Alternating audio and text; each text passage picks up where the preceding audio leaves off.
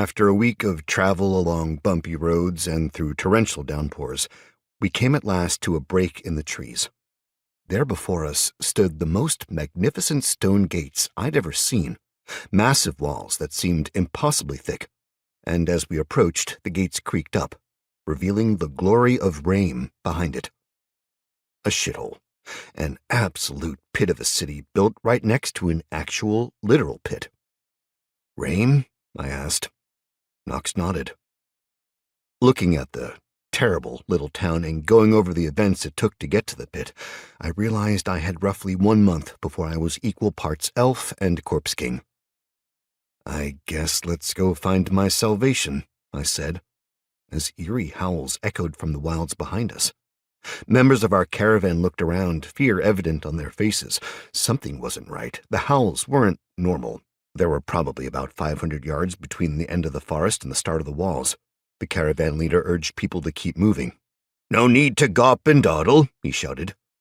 Another set of howls echoed out from the forest. That did a much better job of getting the caravan moving again. Though there was still a sense of order, no one rushed forward, racing for the safety of the gates, there was just a newfound urgency about things. Drivers pushed their tired horses and oxen on, trying to get the exhausted beasts to move just a little faster. Up ahead, I could see people on the walls looking down at us.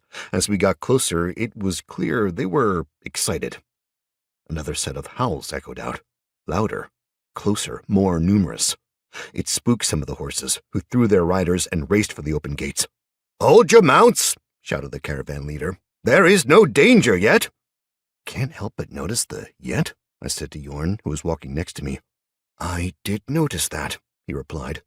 He took a look around the area, concentrating on the forest and the darkness under the trees. He shrugged, but kept a good grip on the sword at his belt. We trudged forward, crossing the open ground quickly. I kept thinking something was about to happen. There was just that feeling in the air, but the veteran members of the caravan kept their heads down, followed the tracks in the mud, and made their way to the gates. More calls echoed from the trees, some quite distant, barely audible.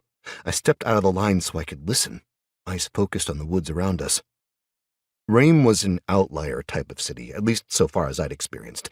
Everywhere else I'd been had some semblance of life outside the walls. Large farms and small hamlets gave way to villages and mills, which gave way to more buildings until you got to the large city walls. But here it was just a terrible road going east and west, then wilderness, followed by clear ground, and finally walls. The walls were huge and oddly white, a stark contrast to the nearly black mud and dark green grass, but not an elegant or luxurious white, more like chalk.